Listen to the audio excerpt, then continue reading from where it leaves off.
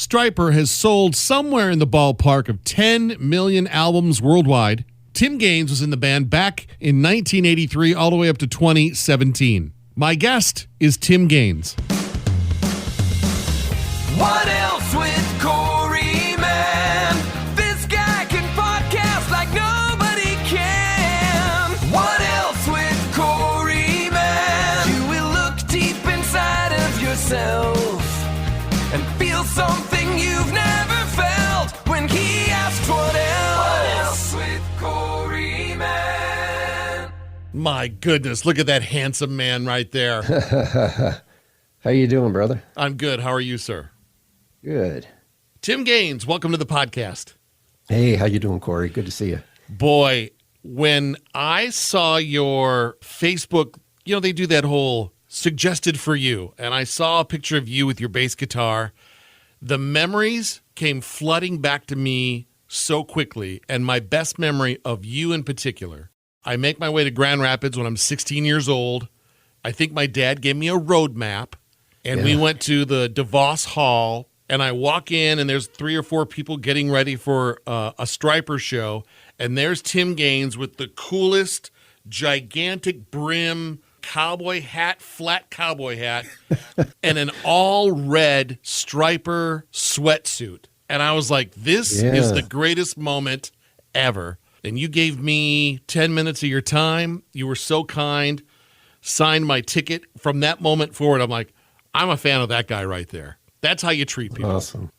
Well, I always want to treat everybody as if I was, if I was in the same position, I would want to be treated, with respect. And I love people coming up and talking, as long as they're nice. I get some people that aren't so nice, but it goes with the territory, I suppose. But, everybody, we're all the same. I'm no different than anybody else because I play in a band, or I relate to everybody on the same level, and I suppose people can relate to me on that same level too. I try to be even keel. Did you ever get a chance to fan out over any musician or artist when you were younger? When I was young, I'm trying to think. I never really went crazy, but I actually got to see Elton John, and I never met him. But I was a big fan when I was a kid in the early '70s, and so finally around 1980, 81, I got to see him live in concert, and I had backstage, and I was excited to be there and to see him, but I never got a chance to actually meet him. So I probably would have stumbled over myself if I had to say hello or anything like that. So that was my only moment as far as that goes. Let's pretend for a moment that I am Elton John and you had a moment to say, you get 2 or 3 minutes with somebody. What words would you have chosen back then, do you think? Probably would have said just how much, thank you, and how much your music means to me. And it's kind of shaped my life musically in that sense, because that's what I grew up on. So, it's like I probably would have geeked out in that sense, and a lot of us who are musicians, we hear that a lot from people, that they come up and just tell us, the music, shaped my junior high or middle school or high school period of my life. And, those are formative years, because we're still, getting all that, we're meeting girls or, and trying to fit into, so music plays a big role in our developing years in that later part of our school existence. And so we kind of figure out who we are, and some of us turn to sports, or some to music, and others may turn to drugs or whatever. But I mean that whole period of time in our life seems to be that point where things really start to take shape. So having like in Stryper, to have the Christian message going out and to touch kids in that age group. Most of them are 10 years younger than me. I'm 60, going to be 61. So a lot of the people that were growing up during that 80s MTV era were, a good 10 years younger than I was. Follow-up Elton John question. He pats you on the head and says, "Thank you so much, little guy. What's your favorite Elton John song?" Oh boy, I probably something off a Goodbye Yellow Brick Road album. Funeral for a Friend was like the big magnum opus of of the day. It's like a 10 or 11-minute song. So probably something in that line. I fell in love with Take Me to the Pilot in the last decade. Oh, yeah. That's a good one. I think I've It's a seen great him song. live a couple times, and this most recent Final Hurrah tour. There's something great about when he gets to that "Take Me to the Pilot" part. Yeah. Yeah. I got to play. There's a friend of ours. Actually, it was the keyboard player who was in Stryper in the early days. He is now an Elton John, I guess, impersonator or tribute, and he's one of the top tribute artists for Elton John. And so I actually had a chance to play with him and do some touring and stuff, and it was great. It was just like reliving, seeing an Elton John concert, because he sounds and he looks just like him. So, anyways, that was my Elton John claim to fame. Who is mom and dad? They were both Christian parents. I grew up in the church. My dad was a pastor. So I grew up in that environment, the church environment, and I'm thankful for that now. I wasn't really excited about it as a kid growing up because you're under that microscope, but it shaped me in my early development. I knew who God was. I had a relationship with Jesus at an early age of 9, and throughout my school years, it still kept me, even though I wandered away and had issues, it still kept me on the straight and narrow path. And, I attribute that to my upbringing in a Christian home. And my parents were good people. I learned this today as I did a little bit more pregame before you and I talked. Am I saying this last name correct? Hagelgans? Yeah, very good. And is that of German descent? It's German. German was through Russia. So my family migrated from Russia to Russia from Germany in the early late 1700s, early 1800s, and they had this big migration of Germans to Russia to work the land. And my great grandfather decided to come over right around the early 1900s. And so he came over, and my family settled in Portland, Oregon, in this German community. And my great grandfather was a pastor, and they started a church in 1913. And that church building is still in existence today up in Portland, Oregon on 8th and Skidmore Avenue. That church continued on through the years as it developed into, there's still a version of that church still in existence today. But my parents met in that church, and they close-knit German community. They spoke German until about the time of World War II, and then everything started to switch over to English. It formed my parents. My parents spoke German. My grandparents spoke German. I don't speak any German, but Can you understand the traditions, the foods, and whatnot. When they moved, we moved from Portland to California in Southern California in the late '60s. Can you understand German, Tim? None. No. Very little. Yeah. So I can understand words, and I pick up translations of particularly the Bible when I read German. So you can see English in the German language, but I don't understand any of it. According to the internet, you and your family, you moved to Arcadia, California. Arcadia High School, does that sound right? Yeah. You went to high school in the same high school, not at the same time, but one Stevie Nicks. Does that name ring a bell? Stevie Nicks, I think, was there in about 65. Yeah, there's a few others. A lot of athletes. A lot of athletes. Michael Anthony from Van Halen went there. So we were near Hollywood. I mean, we were probably 20 miles outside of the Hollywood area, Los Angeles County. So there was a lot of, in the area that I grew up, there were still actors and actresses that went. We had Wink Martindale, the TV host, Sure. show host. His kids went to my school, and so there was a lot of that going on. And it's just my parents are in that industry. A lot of kids' parents were lawyers and doctors, and rubbed shoulders with all these people. They were kids. My brother was in a band with Michael Anthony's brother from Van Halen, so and he used to come watch my little brother's band come and watch them rehearse in our church basement, of all things. So it's just It was just how things were back then. That's quite a jump, though, from a family to go from Oregon to 20 miles outside of Hollywood. What was the allure of California back then? Probably the weather more than anything. But my dad, he went to seminary in Pasadena, California, Fuller Theological Seminary. He in the 50s. He when he was in the Navy, they came to California and they were stationed or did some stuff in California. I think it just attracted him, the weather more than anything. And so when he went through seminary, my two sisters were born in the 50s. And then my brother and I were born in Portland, Oregon in the 60s. I have one sister born in California, but we ended up back in California. And my dad got called to a ministry, to a church there that was pretty large.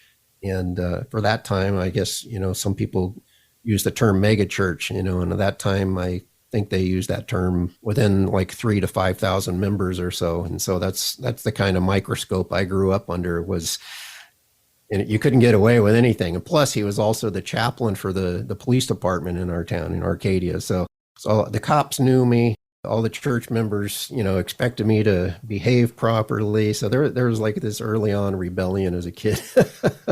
And of course, my two sisters were perfect straight A students, so there was never any problems with them. So, in school, there was always this, expectation to be better than I was. And so I digress. Tim, we talked about Elton John, but what music did you hear or what artist did you see that made you strap on an instrument or go, I want to do that? Yeah, well, I think early on was Elton John. And of course, growing up in the early 70s, you had like the TV shows like Partridge Family or even the Monkees in the 60s. And I just grew up with that whole musical thing. So it's like I listened to music all the time. We had music in our family. We have musicians in our family. I think for me, it really clicked around 12, 13 years old. I had friends whose brothers played in garage bands. And one in particular, I think I was probably about 13. We used to go to their house and watch the band rehearse in the garage. And I thought, wow, I could be a bass player. I gravitated towards the bass anyways when I listened to music. So it was something that came naturally. It was just wanting to be popular. I mean, ultimately it was like, I wanted to be popular with the girls because I was kind of a nerdy kid. And I thought that was probably a great way to get the girls. And so, it just progressed from there and getting in bands. I got my first bass. I played on an acoustic guitar, which I took the two top strings off. That was my first bass. When I turned 14, my mom, okay, he's showing a lot of interest and he's, really doing this. So we're going to buy him his first bass for his birthday. So when I turned 14, that's when I got my very first real bass. And it went from there. There's nothing like that first instrument, right? I mean, yeah. Boy, you're bringing back memories with me. And my parents bought me the most jankiest acoustic guitar, Tim, because let's see if he sticks with it. And I did, and I took lessons and all the stuff. And then they said, all right, we're going to upgrade to this electric guitar. And I treated that thing like a newborn. I was just here it is, I never put it down. I'd take it to school with me. I'd rehearse an hour before school in the morning, and then I'd take it to school with me and sit out on the lawn at lunchtime and practice. And then I'd go home and I'd practice. And then I had other friends in school that were guitar players. So we started forming bands and trying to play music and stuff. And so anyways, it was an experience. It's one that's led to, I never thought that it's what I always wanted to do from early on. I thought, wow, everybody else had careers in mind, and I had an idea of wanting to be a rock star or be a famous musician. And, I was blessed to be able to do that for so long. Tim, I brought some show and share. You and I are talking via Zoom. So I'm going to hold some stuff up and you just let me know where your mind goes when I show it to you. Okay. Yeah. I would have brought in the album, but I was cleaning out my part of the basement over the weekend where I keep all of my stuff. And I grabbed a hold of this right here. What am I holding up and showing you? Yeah. Soldiers Under Command. That was our first full-length album, 1985. What do you think about when you see that particular cover? I'm like, what were we thinking? At the time, I guess it was cool, the everything. But yeah, it was that van that belonged to Robert, and he had it painted in that color scheme. And we actually used to we'd take it from where they lived. We'd drive to the recording studio in that thing, and we'd all be piled in the back, and we actually used it for transportation for a short time. I remember when I was younger looking at this album cover, this cassette, and I remember looking at the back, and you're reading every little word on here, Tim, and I'm looking at you with your bass guitar. I'm looking at Robert with his scarf, Ozzy with his guitar, and then I see Robert the drummer with swords. Swords? Yeah. He picked those samurai swords. I think we got those in Japan. So actually before we went to Japan, before that album was even finished, and before I believe the lyrics were even finished being written. So if you watch, there's a video, the Live in Japan video from way back when, I believe some of the lyrics that Michael is singing are different than what were actually on the album. So, oh, wow. Little fun trivia fact there. Yeah. This one was on repeat in my Plymouth satellite back in the day. To hell with the devil. But man, I thought this was one of the coolest band pictures ever.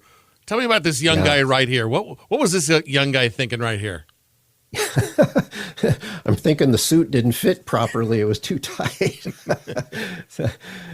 so yeah, those were good days. And that was the album that caused us to really get out in the spotlight, and it happened to be the song Honestly. We had done videos, but when Honestly came out, a ballad, that actually entered the radio, and it kind of put us in the top 40 or top 30. I can't remember now, but regular rotation as far as a song goes, which was kind of weird because we weren't really, people were thinking of us as a ballad band, and we were more of a heavy rock band at that point, or I guess metal is whatever you want to call it. But I never thought of us as a metal band. I just thought we were hard, heavy rock, with harmonies and good twin guitar solos. And, so it was that kind of a thing.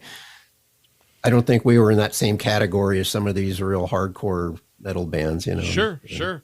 So I grew up in a pretty conservative home, Assemblies of God kid, but boy, did I love me some Stryper. So when I asked my mom if I could have this magazine, because it's CCM, but it's got these four guys on the cover. Two-part question for you. What do you remember about being at the very top of your success in Stryper, and then the opposite side of that, if you don't mind going there? What was the lowest spot? But let's go with the highest spot first. Like, what do you remember most about, oh my goodness? Yeah, it was, well, like I said on To Hell with the Devil, combination of clubs and theaters at that point. And then when Honestly took off, we went from playing theaters, which were maybe 800 to 1,000 seats, to selling out 15,000 seat arenas. And it just seemed to happen overnight, just like, wow, we just shot up. So there was that whole thing of getting used to, wasn't a lot to get used to, but it was a good feeling, to go from, you're at a level and all of a sudden you're shooting up to the higher level.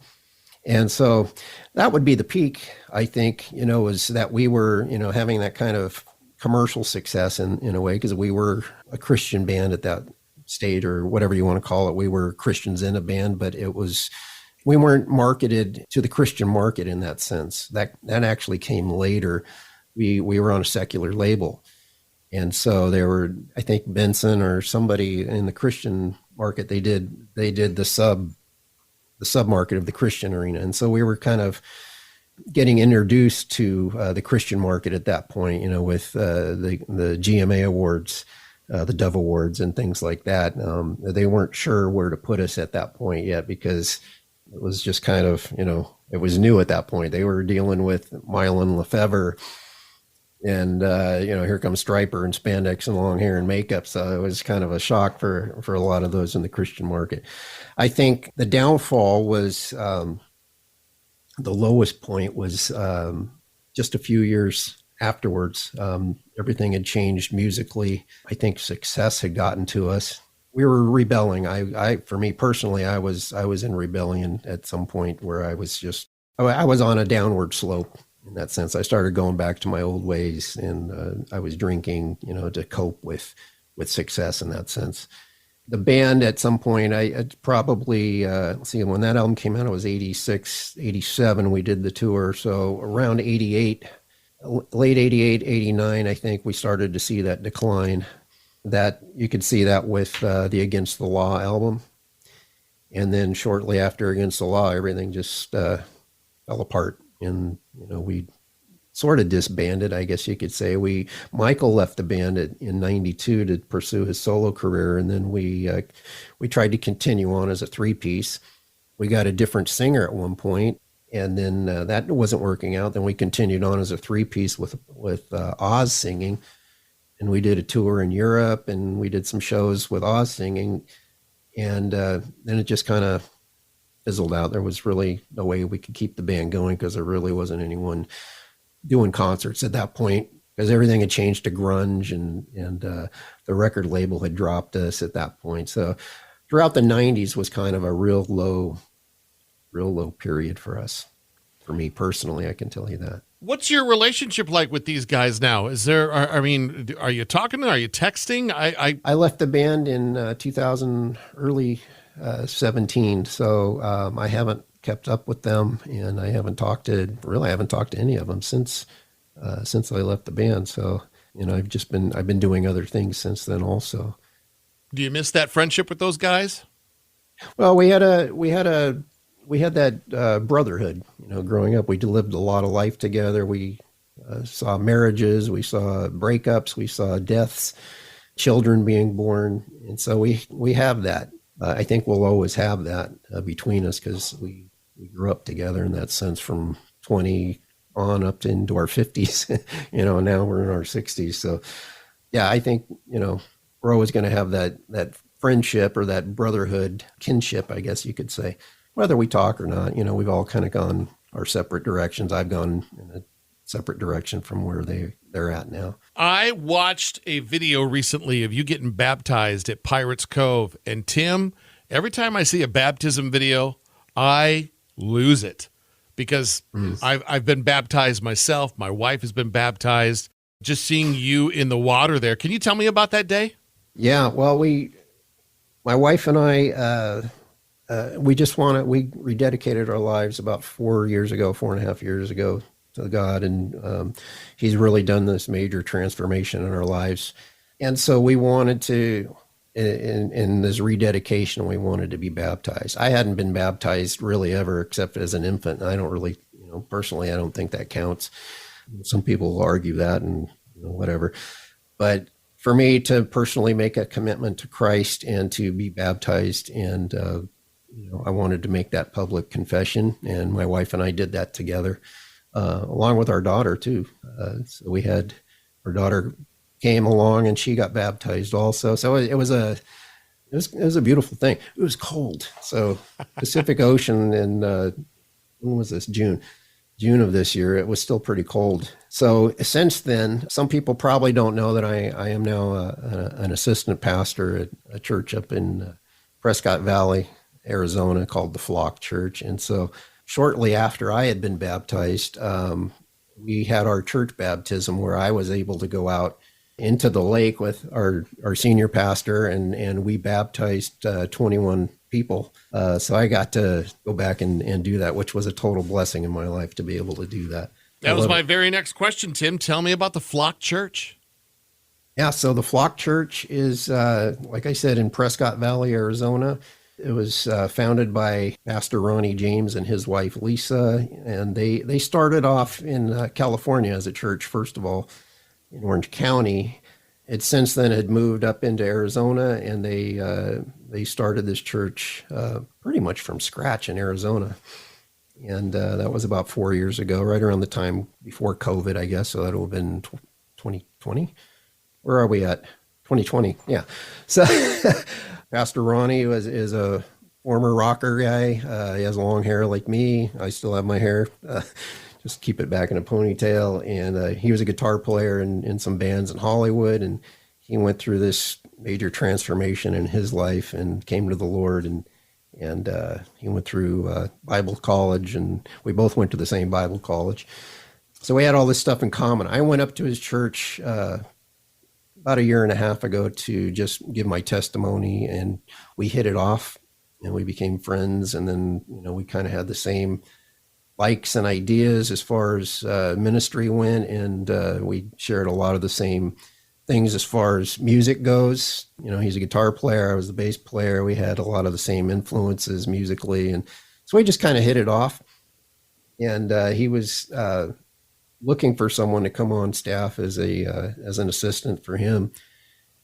So he asked me, and I prayed about it, and we ended up going for it. So September of last year, I was ordained by the church into as a minister, and since then I've been like a assistant to him. I've been helping and leading worship, and I also teach online.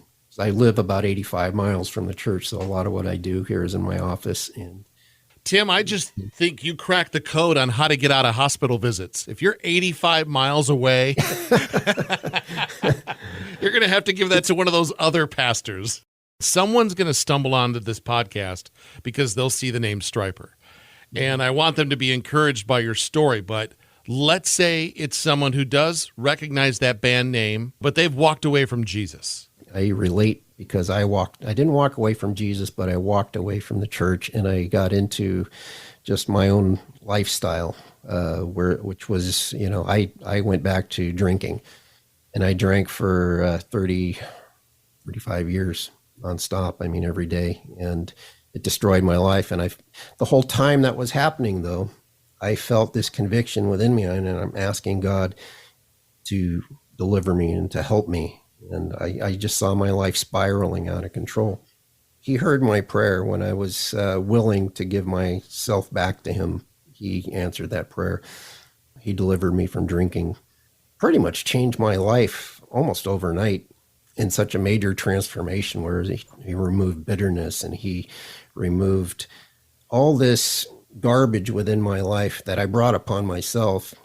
He reached down, pulled me up, and restored me. And that can happen to anybody if they just reach up and ask the Lord to come back into their life. If you're a prodigal son, there's that story in the Bible of the prodigal who squandered his father's inheritance on riotous living. When he was broke and destitute, he realized that he had it better in his father's house. And I think that's where we all finally realized when we hit bottom that we had it better in our Father's house. And so he returns to the Lord. He returns to his father. And when his father sees him coming, he runs to greet him. So it wasn't like he was, he thought, well, maybe I could be a servant, in my father's house, But the father loved him, just like John 3:16 says, for God so loved the world that he gave his only son, that whosoever believes in him should not perish, but have everlasting life. So it says, whoever believes is it. Whoever believes in the Lord is it. It's not believe and cleans yourself up, or believes and does good works or whatever. It's like all you have to do is believe in the work that Christ did for you on the cross, that he is a restorer, that he gives eternal life because of what he did. He paid the price for our sins on the cross, and it was his blood that was shed. And so we believe that, and he does the work in our life afterwards. We don't take a bath before we take a shower before we take a bath. He's going to do the cleaning up after the fact. So I encourage people to come back to the Lord, reach out, give him a week, give him a day, give him a chance to work in your life, and he will reach down and he will show you. If you give him a day, he will respond in a day. You give him a week, he will respond and change you within a week. Give him a year, and just challenge God. I dare people to challenge the Lord in that sense, to change your life, and he will change your life. I'm living proof of that. Tim Gaines, this has been an absolute delight, and the impact you made on me as a 16-year-old, and I'm back knocking on your door at age 54 just to say Thank you for the music. Thank you for your heart. And thank you for your story. I appreciate it. Thank you, Corey. I appreciate it. And, God bless you, brother. I appreciate what you do, too. If you want to throw me some feedback about this episode, or maybe a guest suggestion, or you just want to say, hey, you can email the podcast, whatelsewithcoreymann@gmail.com. What Else with Corey Mann? With your host, Corey Mann. Original music and theme song by Chris Cron. Share this episode with a friend, and thanks for listening.